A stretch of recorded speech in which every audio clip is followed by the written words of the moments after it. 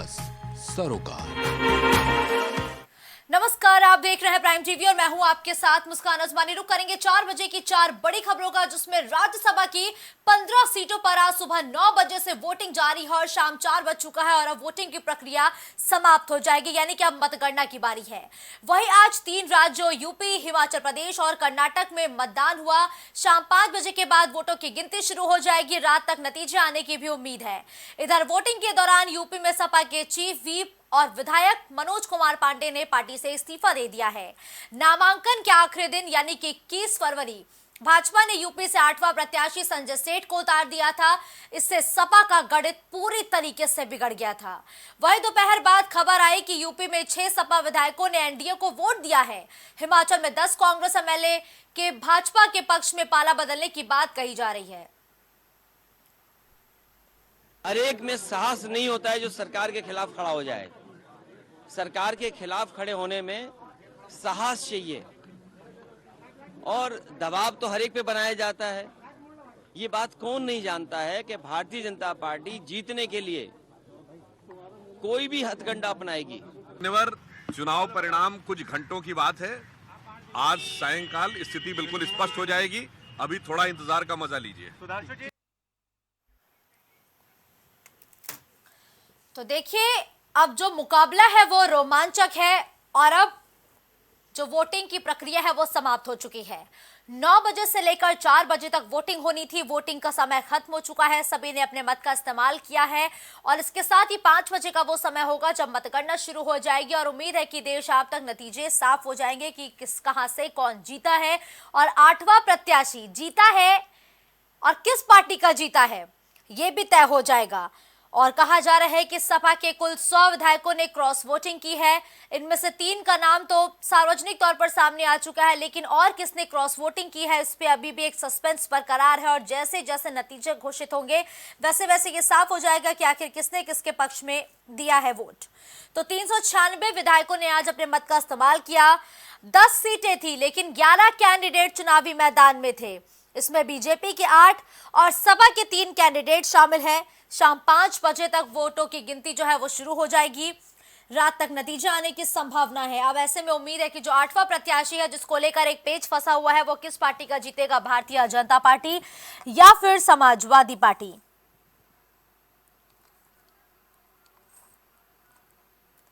तो सपा के कुल 7 विधायकों ने कहा जा रहा है क्रॉस वोटिंग की है। राकेश पांडे, राकेश प्रताप सिंह, अभय सिंह, विनोद चतुर्वेदी, मनोज पांडे, पूजा पाल और आशुतोष मौर्य, ये 7 सपा के विधायक ऐसे हैं जिन्होंने बगावत कर दी और इन्होंने बगावत भी ऐसी की कि सीधा भारतीय जनता पार्टी के प्रत्याशी को ही वोट दे दिया है। और इसके साथ ही जनसत्ता लोकतांत्रिक के 2 विधायक और बसपा के इकलौते विधायक ने भी एनडीए प्रत्याशी को वोट दिया है। और इससे अभी फिलहाल यही कहा जा रहा है कि बीजेपी के 8वें प्रत्याशी संजय सेठ की जीत लगभग तय है, लेकिन अब इसकी जो आधिकारिक तौर पर पुष्टि है ये नतीजे आने के बाद ही हो पाएगी।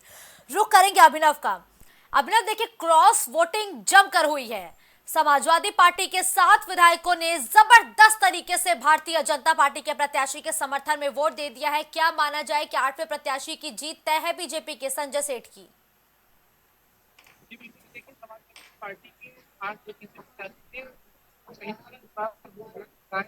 क्योंकि बीजेपी के जो 8वें प्रत्याशी हैं संजय सेठ, उनके पक्ष में काफी मतदान हो चुका है, ऐसी खबरें सामने आ रही। समाजवादी पार्टी के करीब 7 से 8 विधायकों ने क्रॉस वोटिंग की है, जिसके चलते बीजेपी के जो 8वें प्रत्याशी हैं संजय सेठ, उनके जीतने की संभावना बढ़ गई है। अब से कुछ ही देर बाद मतगणना शुरू हो जाएगी, जिसमें ये जाहिर हो जाएगा कि कौन से प्रत्याशी को कितने वोट मिले हैं, कितना क्रॉस वोट हुआ है और कितना समाजवादी पार्टी अपने खेमे में लाने में कामयाब हो पाई है। बिल्कुल, देखिए अभिनव, 5 बजे से कहा जा रहा है कि मतगणना की शुरुआत हो जाएगी, जिसके बाद से नतीजे यानी कि रुझान भी आने साफ हो जाएंगे कि कौन कहां से जीता है। लेकिन कब तक नतीजा आने की संभावना है? जी बिल्कुल, मतगणना प्रारंभ होने के 1 घंटे के अंदर तस्वीर पूरी साफ हो जाएगी और चीजें निकलकर सामने आ जाएंगी कि बीजेपी के क्या 7 प्रत्याशी जीते या फिर बीजेपी अपने 8वें प्रत्याशी संजय सेठ को जिताने में कामयाब हो चुकी है। आपको बता दें कि संजय सेठ के लिए बीजेपी ने राजा भैया से संपर्क साधा, ओपी राजभर से संपर्क साधा, आरएलडी से संपर्क साधा और इसी के साथ समाजवादी पार्टी के आधा दर्जन से अधिक विधायकों को अपने पक्ष में क्रॉस वोटिंग करा ली भारतीय जनता पार्टी ने। बिल्कुल अभिनव, जबरदस्त तरीके से क्रॉस वोटिंग हुई है। देखिए ये भी कहा जा रहा है कि सुभाषपा के भी 2 विधायकों ने क्रॉस वोटिंग की है। इसको लेके क्या कोई पुख्ता अपडेट अभी तक मिल पाई है? क्योंकि ओम प्रकाश राजभर तो यही कह रहे हैं कि ऐसा कुछ भी नहीं हुआ है, समाजवादी पार्टी बस महज एक अफवाह उड़ा रही है। जी, समाजवादी पार्टी के लोगों का कहना है कि सुभाषपा के 2 विधायकों ने उनके पक्ष में मतदान किया है। हालांकि सुभाषपा अध्यक्ष ओपी राजभर ने बयान जारी करते हुए इसका खंडन किया और उन्होंने कहा कि ये अफवाह है और ऐसा कुछ नहीं हुआ है। आपसे कुछ देर बाद तस्वीर साफ हो जाएगी सुभाषपा के किन विधायकों ने क्रॉस वोटिंग की है या नहीं की है। ये मतगणना के समय चीजें सामने आ जाएंगी सब। बिल्कुल ठीक है, धन्यवाद अभिनव इस खबर पर हमारे साथ जुड़ने के लिए।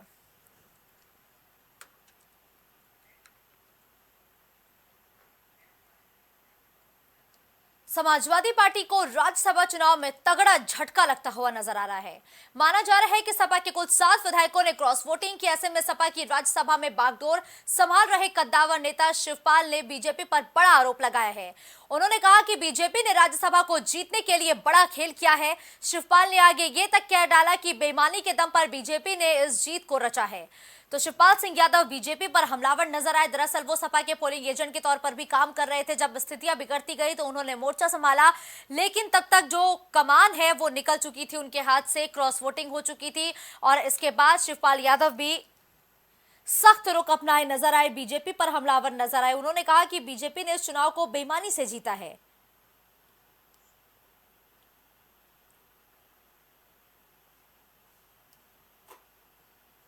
और क्रॉस वोटिंग पर रामगोपाल यादव की तरफ से भी बयान आए हैं। उन्होंने कहा कि जैसे बरसात के मौसम में कुकुरमुत्ते उगाते हैं फिर खत्म हो जाते हैं, ऐसे कुकुरमुत्ते हर पार्टी में होते हैं। तो उन्होंने अगर एक मोटे तौर पर कहा जाए तो बागियों को एक बड़ा संदेश दिया है। उन्होंने बागियों की तुलना बरसात में निकलने वाले कुकुरमुत्ते से कर दी है।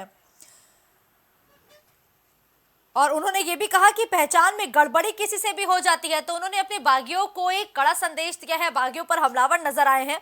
ऐसे में बागियों की प्रतिक्रिया क्या होगी ये तो फिलहाल देखने वाली बात होगी। रुक करेंगे राजेश का। राजेश, देखिए शिवपाल सिंह यादव हमलावर नजर आए। उन्होंने कहा कि बीजेपी ने इस चुनाव को बेईमानी से जीता है। इस चुनाव को अगर बीजेपी जीत भी जाती है तो उसके पीछे सिर्फ और सिर्फ बेईमानी होगी। क्या प्रतिक्रिया आ रही है बीजेपी की तरफ से इस पर? बिल्कुल मुस्कान, अगर बात की जाए बिल्कुल बीजेपी जो है, बीजेपी के ऊपर साफ समाजवादी पार्टी के रामगोपाल यादव हो चाहे शिवपाल यादव हो, दोनों लोगों ने बीजेपी के ऊपर आरोप लगाया है कि बीजेपी जो है खरीद फरोख्त का काम कर रही है। उसके अलावा एक चीज ये भी बता दूं आपको कि समाजवादी पार्टी के विधायक रविदास मेहरोत्रा ने भी साफ अभी उनसे बात हुई, उन्होंने भी ये चीज कह दिया कि बीजेपी जो है खरीद फरोख्त कर रही है और समाजवादी पार्टी के विधायकों के घर पे बीजेपी ने पैसे भिजवा दिए। और उसके अलावा सबसे बड़ा सवाल उन्होंने उठाया कि बीजेपी जो है समाजवादी पार्टी के विधायकों को डरा धमका कर वोट जो है अपने पाले में लाने की कोशिश की है। जी मुस्कान। लेकिन देखिए राजेश, प्रोफेसर रामगोपाल यादव ने तो बागियों को बहुत बड़ा संदेश दिया है। उन्होंने बागियों की तुलना कुकुरमुत्ते से कर दी है। उन्होंने कहा है कि हमसे पहचान में बहुत बड़ी भूल हुई है।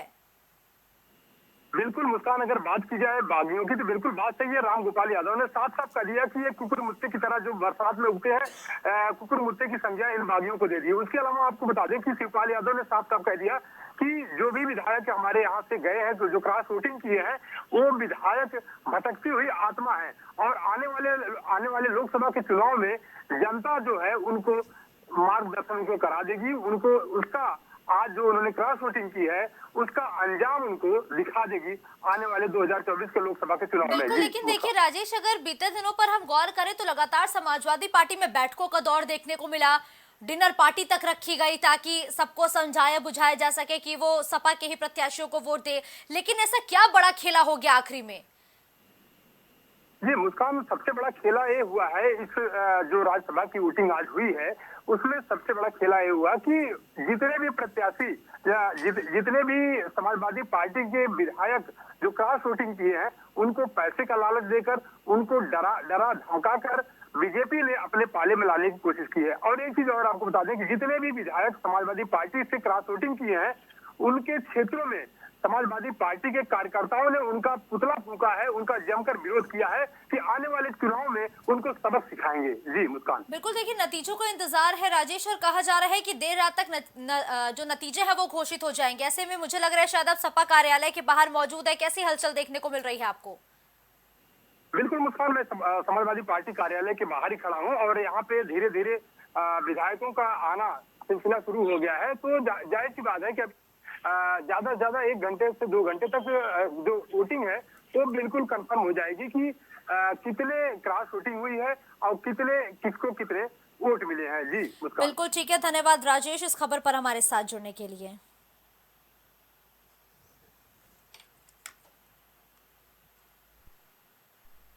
राज्यसभा चुनाव में समाजवादी पार्टी को बड़ा झटका लगा है। मनोज पांडे के साथ ही उसके कई बागी विधायक हो गए हैं। सपा के विधायक मनोज पांडे ने मुख्य सचेतक पद से इस्तीफा तक दे दिया। उन्होंने अपना इस्तीफा राष्ट्रीय अध्यक्ष अखिलेश यादव को भेज दिया है। मनोज पांडे ने भाजपा प्रत्याशी के समर्थन में वोट किया है। मतदान के पहले वो आबकारी मंत्री नितिन अग्रवाल के कक्ष में भी गए। बताया जा रहा है कि सपा के 6 विधायकों ने भाजपा प्रत्याशी को वोट किया है और मतदान के दौरान सपा के 5 विधायकों ने मुख्यमंत्री योगी आदित्यनाथ से मुलाकात की। इनमें अभय सिंह, राकेश पांडे, विनोद चतुर्वेदी और मनोज पांडे का नाम शामिल है। बाद में सपा विधायक आशुतोष मौर्य ने भी भाजपा प्रत्याशी को वोट देने का ऐलान किया है। इसके पहले सपा के विधायक मनोज पांडे ने पत्र में सपा के राष्ट्रीय अध्यक्ष अखिलेश यादव को लिखा कि मैं मुख्य सचेतक के पद से इस्तीफा दे रहा हूं, इस्तीफा स्वीकार किया जाए। विधायक मनोज कुमार पांडे ने कहा कि समाजवादी पार्टी विधानमंडल दल के मुख्य सचेतक के पद से हमने इस्तीफा दे दिया है। वही इस्तीफे के बाद कयास ये भी लगाए जा रहे हैं कि बीजेपी में मनोज पांडे शामिल हो सकते हैं और बीजेपी मनोज पांडे को उपहार के रूप में या यूं कहें रिटर्न गिफ्ट के रूप में उन्हें टिकट भी दे सकती है लोकसभा चुनाव का।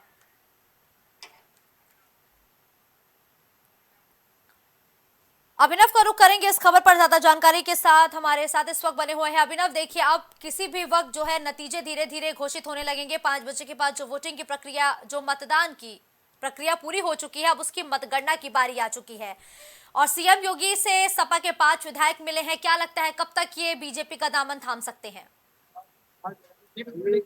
लगातार समाजवादी पार्टी के विधायकों की नजदीकियां बढ़ रही हैं और इनमें जो मुख्य नाम बताया जा रहा है वो सबसे अहम नाम मनोज पांडे का है, जो रायबरेली के ऊंचाहार सीट से विधायक है। लगातार मनोज पांडे ऊंचाहार से जीतते हुए आ रहे हैं। ऊंचाहार सीट पे कभी कमल नहीं खिला। ऐसे में मनोज पांडे जो समाजवादी पार्टी के कद्दावर नेता रहे हैं, उनको बीजेपी अपने खेमे में मिला के 2024 के लोकसभा चुनाव में रायबरेली से प्रत्याशी बना सकती है।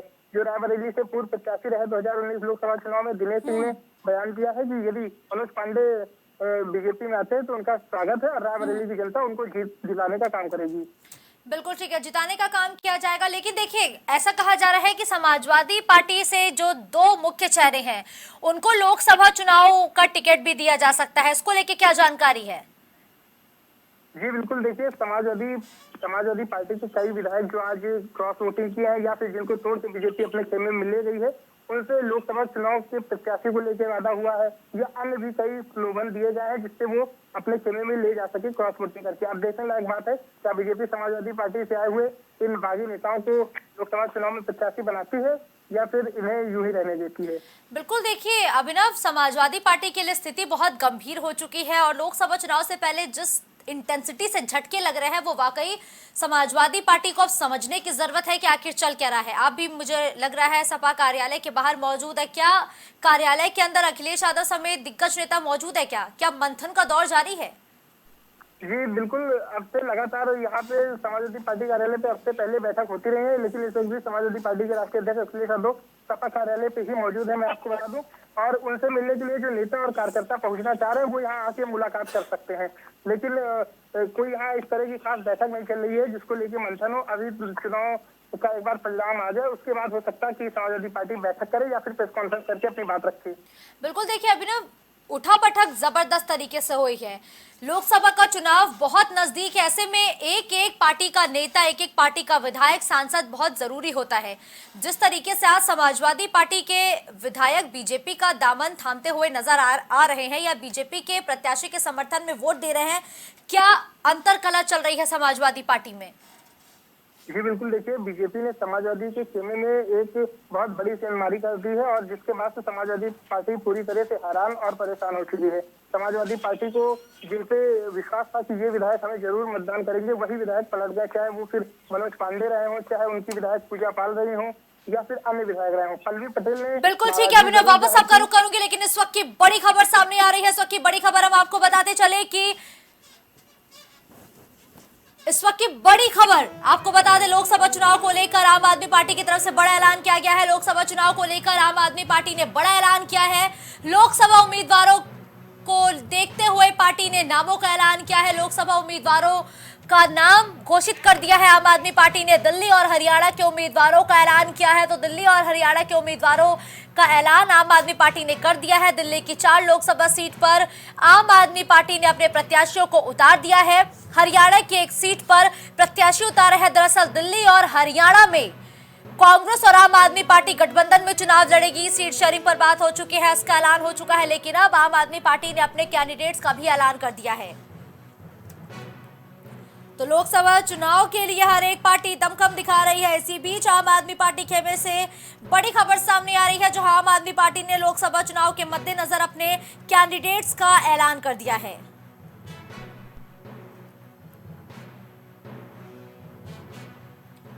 तो दिल्ली में भी ऐलान कर दिया गया है। इसके साथ ही आपको बताते चले कि हरियाणा की एक सीट पर भी आम आदमी पार्टी ने अपने प्रत्याशी का ऐलान कर दिया है। तो आम आदमी पार्टी भी लगातार पूरी जोर आजमाइश कर रही है और आम आदमी पार्टी और कांग्रेस गठबंधन में चुनाव लड़ेंगे, सहमति बन चुकी है। और अब आम आदमी पार्टी ने अपने उम्मीदवारों का जो ऐलान है वो भी कर दिया है। नई दिल्ली से सोमनाथ भारती, पश्चिमी दिल्ली से महाबल मिश्रा और इसके साथ ही जो 4 कैंडिडेट है उनके नामों का ऐलान कर दिया गया है। बीजेपी और आरएलडी की दोस्ती के बाद मथुरा लोकसभा सीट अब बेहद चर्चा में है। इसकी 2 वजह है, एक तो मौजूदा सांसद हेमा मालिनी और दूसरा आरएलडी की सीट से दावेदारी, क्योंकि ये वही सीट है जहां से 2009 में जयंत चौधरी को जीत मिली थी, तब वो बीजेपी के साथ थे और अब वो एक बार फिर से बीजेपी के साथ है। ऐसे में इस सीट पर आरएलडी अपना दावा भी पेश कर सकती है। अगर ऐसा होता है तो ये सवाल बड़ा होगा कि हेमा मालिनी का फिर क्या होगा। इस बीच खबर ये है कि हेमा मालिनी मथुरा के गोवर्धन पहुंची, जहां उन्होंने हनुमान बाग पहुंचकर हनुमान जी के दर्शन किए और चुनाव से पहले मथुरा में उनकी सक्रियता के बाद तमाम सवाल खड़े हो रहे हैं। हेमा मालिनी ने मथुरा से चुनाव लड़ने को लेकर क्या कुछ कहा है, पहले वो आपको सुनाते हैं। अगर हमें टिकट मिल रहा है तो हम ज़रूर यहीं से लड़ेंगे और कहीं से तो नहीं। कुछ नहीं मालूम मुझे, अगर लड़ना है तो यहाँ से करेंगे। आगे सामने कौन है क्या है मैं देखती नहीं हूँ वो सब। मैडम आप लोग हैं ना साथ में? मैडम अयोध्या हमारे साथी लोग हैं इधर हैं। मैडम अयोध्या मथुरा का अभी कुछ कोर्ट केस में है, वो सब क्लियर हो जाएगा तो यहाँ पर भी ज़रूर होगा। तो कान्हा की नगरी में सियासी घमासान बीजेपी और आरएलडी के बीच देखने को मिल सकता है, क्योंकि मथुरा ये वही लोकसभा की सीट है जहां से 2009 में जयंत चौधरी ने जीत दर्ज कराई थी। लेकिन 2014-2019 में प्रधानमंत्री नरेंद्र मोदी की लहर में ये सीट फिर से बीजेपी के पास चली गई। फिलहाल इस सीट पर हेमा मालिनी सांसद हैं। अब उन्होंने एक बार कहा है कि अगर उनको टिकट मिलता है तो वो यहीं से चुनावी मैदान में उतरेंगे। रुख करेंगे राजेश का। राजेश, देखिए, मथुरा ये वो सीट है जहां पर एक वक्त में आरएलडी का कब्जा था। चूंकि अब फिर से आरएलडी बीजेपी के साथ है, तो कितनी ज्यादा परसेंटेज बढ़ जाते हैं कि रालोद एक बार फिर से सीट की डिमांड कर सकती है? बिल्कुल मुस्कान, अगर बात करें आरएलडी की तो आरएलडी जो है मथुरा से अपनी दावत ठोंक रही है। वहीं आपको एक चीज और बता दें कि मथुरा सीट ऐसी है कि जहां पर बीजेपी की उम्मीदवार हेमा मालिनी थी इसके पहले, और 2009 की अगर बात की जाए तो 2009 में एक बार आरएलडी और बीजेपी का गठबंधन था, तो वहां से जयंत चौधरी वहां से सीट जीते हुए थे। लेकिन इस बार फिर से आरएलडी और भारतीय जनता पार्टी का बीजेपी का गठबंधन है, तो एक बार फिर से आरएलडी जो है वहां पे अपना दावत ठोक रही है, जबकि वहां पर हेमा मालिनी वहां से मौजूदा सांसद है। तो अगर उनसे जब बात की गई तो उन्होंने साफ साफ कह दिया कि अगर यहाँ पे जनता और पार्टी अगर हमको यहाँ से चुनाव लड़ाती है तो मैं बिल्कुल चुनाव लड़ूंगी। लेकिन आरएलडी के जयंत चौधरी ने अपना वहां से दावत ठोक दिया है मथुरा सीट से। तो ये तो देखने वाली बात होगी कि बीजेपी वहां पर आरएलडी को चुनाव लड़वाती है या फिर से हेमा मालिनी को वहां से उतारती है। लेकिन देखिए राजेश, भारतीय जनता पार्टी की तरफ से एक सूची कहा जा रहा है तैयार कर ली गई है जिनके टिकट काटे जाने हैं। उसमें लगातार सूत्र ये भी बता रहे थे कि हेमा मालिनी का नाम भी शामिल था, क्योंकि हेमा मालिनी मथुरा में सक्रिय नहीं थी। ऐसे में जयंत चौधरी को अगर टिकट मिलता है तो हेमा मालिनी के आगे क्या रुख होगा? क्या वो बीजेपी में ही रहेंगी? बिल्कुल मुस्कान, अगर बात की जाए भारतीय जनता पार्टी की तो बिल्कुल भारतीय जनता पार्टी 100 प्रत्याशियों की सूची तैयार कर ली है।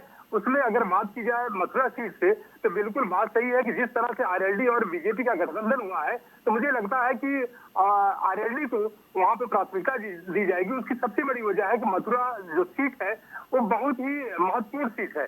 तो वहां पर अभी तक जो वहां पे सांसद थी हेमा मालिनी थी, लेकिन उनका खास वहां पे किसी भी तरह का वहां पर लगाव नहीं था, जुड़ाव नहीं था, वहां की जनता से रूबरू नहीं होती थी। तो इन सारी चीजों को अगर मिलाकर देखा जाए तो मुझे लगता है कि बीजेपी जो है वहां पर आरएलडी को मथुरा की सीट दे सकती है। जी मुस्कान। बिल्कुल, देखिए राजेश, बीजेपी विकास के नाम पर तो वोट लेती है, लेकिन बीजेपी सियासी समीकरण का भी बहुत ख्याल रखती है।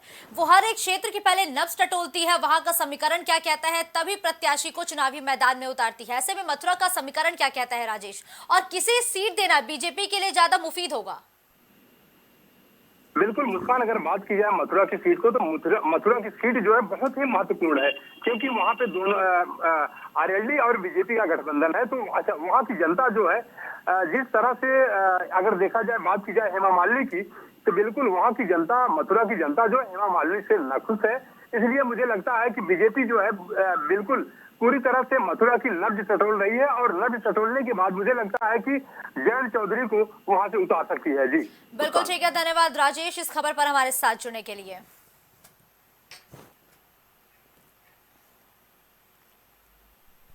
इस बुलेटिन में फिलहाल के लिए बस इतना ही। देश और दुनिया की तमाम बड़ी खबरों के लिए आप देखते रहिए प्राइम टीवी। कुछ भाव पुष्प। आप देख रहे हैं प्राइम टीवी, सच साहस सरोकार।